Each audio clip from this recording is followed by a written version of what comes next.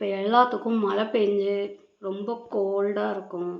எங்கள் வீட்டில் எல்லாத்துக்கும் கோல்டாக இருக்குது. என்ன பண்ணுறதுன்னு யோசிச்சுட்ருக்கப்பந்தான் டக்குன்னு ஒரு யோசனை வந்துச்சு. நம்ம கொள்ளு பருப்பு ரசம் வச்சு ரொம்ப நாள் ஆச்சே, சரி கொள்ளு பருப்பு ரசம் வச்சிடலாம். இந்த கொள்ளு பருப்பு ரசம் வச்சு சாப்பிட்டா கோல்டெல்லாம் பறந்து போயிடும். நீங்களும் வீட்டில் ட்ரை பண்ணி பாருங்கள். என்னென்னங்கிறது இப்போ நம்ம பார்க்கலாமா? இந்த கொள்ளு பருப்புக்கு தேவையானது, கொள்ளு பருப்பு ரசத்துக்கு நான் கொள்ளு எடுத்திருக்கேன். குருமிளகு, சீரகம், மஞ்சள் தூள், சின்ன வெங்காயம், பூண்டு, தக்காளி, கருவேப்பிலை, பச்சை மிளகா. நம்ம இந்த கொள்ளு ரசத்துக்கு இதெல்லாம் தான் தேவை. இதுக்கு சும்மா கொள்ளு ரசம் வச்சு கொடுத்தா யாராவது சாப்பிடுவாங்களா? யாருமே சாப்பிட மாட்டாங்க. எங்கள் வீட்டில் சுத்தம் சொல்லவே வேணாம். அதனால் கொள்ளு ரசத்துக்கு சைடிஷ் என்னென்ன பண்ண போகிறோன்னா, வாழை கருவாடு வாங்கி ஊற போட்டிருக்கேன். கருவாடு பொரிச்சு எடுத்துக்க போகிறோம். ஒரு ஆளுக்கு ஒவ்வொரு ஆம்லேட் கொடுக்க போகிறேன். இன்றைக்கி இதுதான் டிஷ்ஷு. டக்குன்னு ஞாபகம் வந்துச்சுங்க. சரி நம்ம இன்றைக்கி இதை பண்ணிடலாம். சிக்கன் சூப் சாப்பிடுவீங்க எல்லாம் கோல்டுக்கு. சிக்கன் சாப்பிடாதவங்களுக்கு இந்த மாதிரி கொள்ளு ரசம் வச்சு கொடுங்க. கோல்டு சீக்கிரம் சரியாயிடும். உப்பு தேவையான அளவு. இப்போ நம்ம இந்த கொள்ளு பருப்பு ரசத்துக்கு எப்படி பண்ணலான்னு பார்க்கலாமா? வாங்க வீடியோக்குள்ளே போகலாம். இப்போ கொள்ளு பருப்பு ரசம் எப்படி பண்ணலான்னு பார்க்கலாம் வாங்க. ரொம்ப ஈஸி, சிம்பிள், சீக்கிரம் செஞ்சு முடிச்சிடலாம் டக்குன்னு. இதெல்லாம் நான் கொள்ளு பருப்பு ஒரு 3 ஸ்பூன் எடுத்துக்கிறேன். போதும், 3 ஸ்பூன் போதும். இது கூட தக்காளி, குட்டி தக்காளி 2 போதும். இந்த தக்காளி 2ஐயும் கட் பண்ணிக்கலாம்.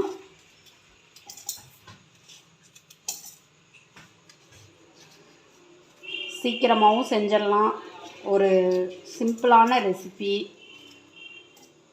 இது கோல்டு சீக்கிரம் போயிடும். இதுக்கு சின்ன வெங்காயம்,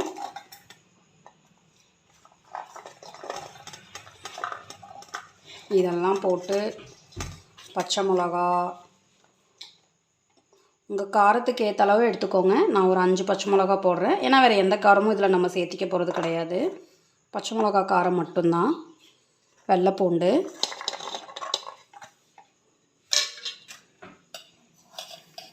சீரகம் 1 ஸ்பூன் போட்டுக்கிறேன். குருமிளகு 2 ஸ்பூன் போட்டுக்கிறேன். ஏன்னா இது குட்டி ஸ்பூன். அவ்வளோதான். இப்போ நம்ம இதை நல்லா நைஸாக அரைச்சி எடுத்துக்கணும். இதெல்லாம் சேர்த்து நைஸாக அரைச்சி எடுத்துக்கலாம்.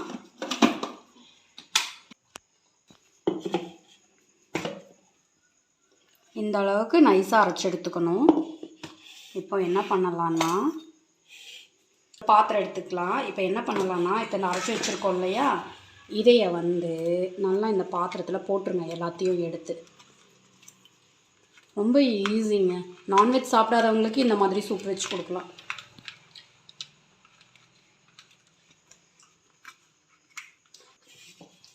நல்லா இதெல்லாம் எடுத்து இந்த மிக்ஸி ஜாரில் இருக்கிறது இதில் சேர்த்திக்கலாம்.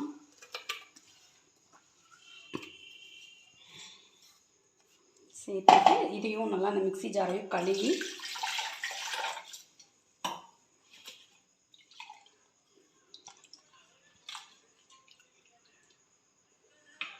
மூடியும் நல்லா கழுவிக்கோங்க. இதில் இந்த தண்ணியை ஃபுல்லாக சேர்த்திக்கலாம்.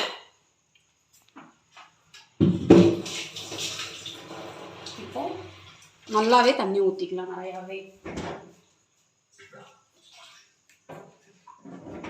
இது சூடாக சாதம் வச்சு குழந்தைங்களுக்கு கொஞ்சமாக சாதம் போட்டு நிறையா ரசம் ஊற்றி கொடுங்க. குழந்தைகளுக்கு சாப்பிட்டுக்குவாங்க. எங்கள் வீட்டில் எல்லாருமே நல்லா சாப்பிட்டுக்குவாங்க. இது ஏன்னா கெட்டியாகும். இன்னும் கொஞ்சம் நம்ம இப்போ எடுத்த அளவுக்கு இந்த பாத்திரத்தில் தண்ணி ஃபுல்லாகவே ஊற்றிக்கலாம்.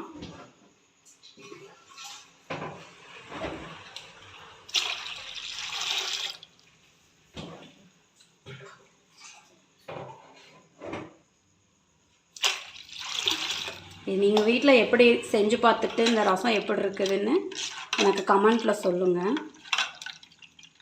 அவ்வளோதான். இப்போ வந்து இது கூட மஞ்சத்தூள் ஆட் பண்ணிக்கலாம்.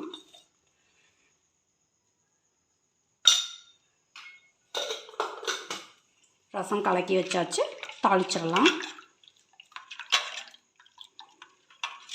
தாளிச்சிட்டு நீங்கள் உப்பு போட்டுக்கிட்டாலும் சரி, நான் இப்போவே உப்பு போட்டு கலக்கி வச்சிடுறேன். எல்லாம் போட்டாச்சு. இதையும் போட்டு கலக்கிடுவோம். உப்பு தேவையான அளவு.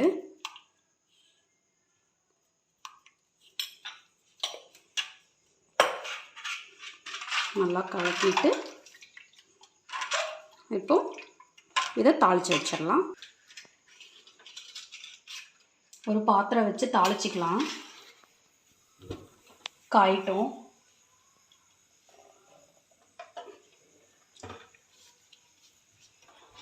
ஒன்று வைக்க போகிறோன்னு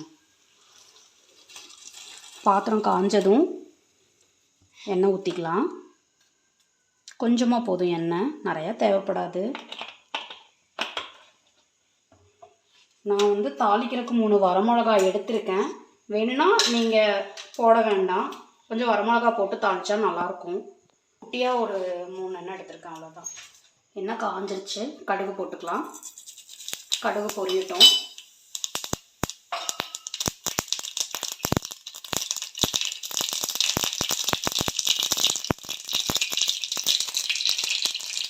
கடுகு பொரிஞ்சதும் கருவேப்பிலையும் வரமிளகாயும் போட்டுக்கலாம்.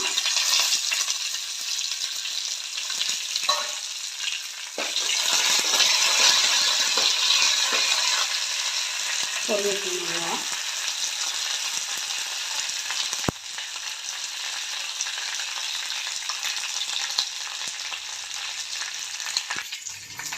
இந்த பொரிஞ்சதும் நம்ம ரசத்தில் எடுத்து கொட்டிடலாம்.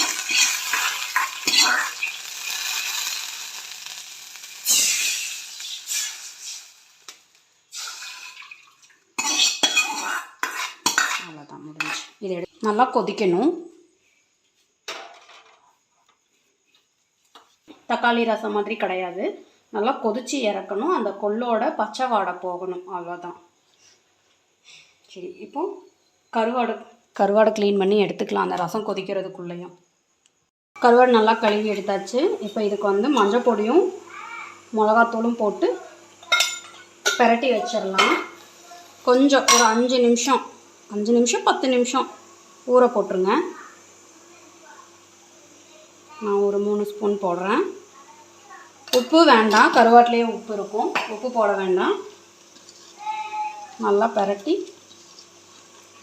வச்சிடலாம். ஒரு 10 நிமிஷம் ஊறட்டும்.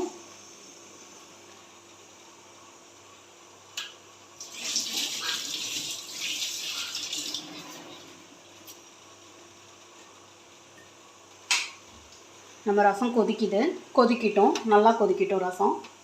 அந்த பச்சை ஸ்மெல் போகணும். கொஞ்சம் நல்லா கொதிக்க வச்சு இறக்கி வச்சுடுங்க.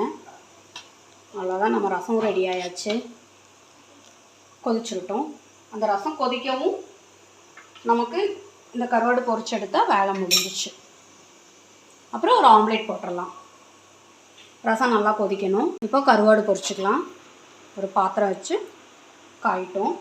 பாத்திரம் காஞ்சதும் எண்ணெய் ஊற்றிக்கலாம். போதும், கொஞ்சமாக போதும். நிறைய ஊற்றி பொரிச்சா எண்ணெய் வேஸ்ட்டாக போயிடும். எண்ணெய் காயிட்டும்.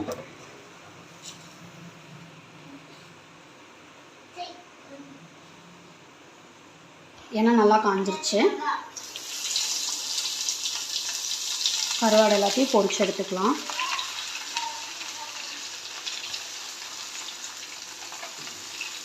பொரியட்டும்.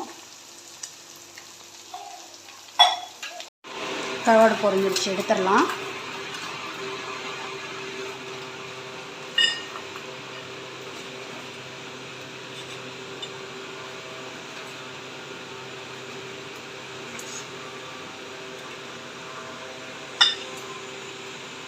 போட்டுக்கலாம். பேன் காயிட்டும்.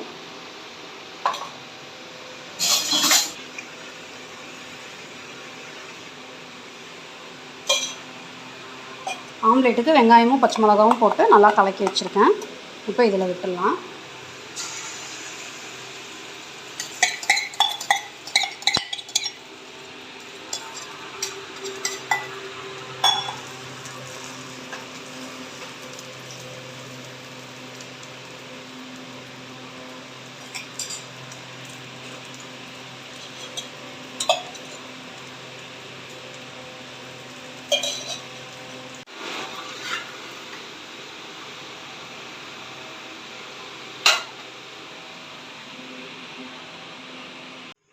நம்மளோட எல்லா ஐட்டம்ஸும் ரெடி ஆகிடுச்சு. பார்க்கலாம் இப்போ வாங்க.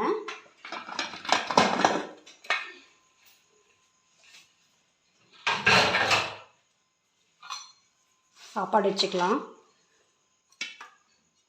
சூடாக சாப்பாடு வச்சு இந்த ரசம் ஊற்றி கொடுங்க. அப்போ தான் நல்லா கோல்டு நல்லா கேட்கும்.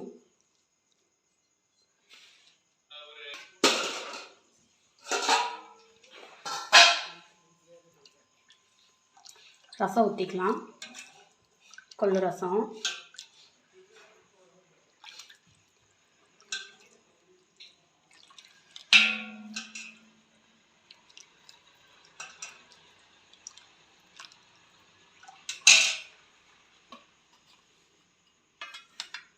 கருவாடு.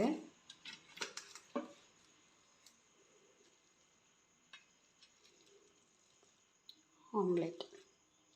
நம்மளெல்லாம் ரெடி ஆகிடுச்சு. செஞ்சு பார்த்துட்டு கமெண்ட்டில் எப்படி இருக்குன்னு சொல்லுங்கள்.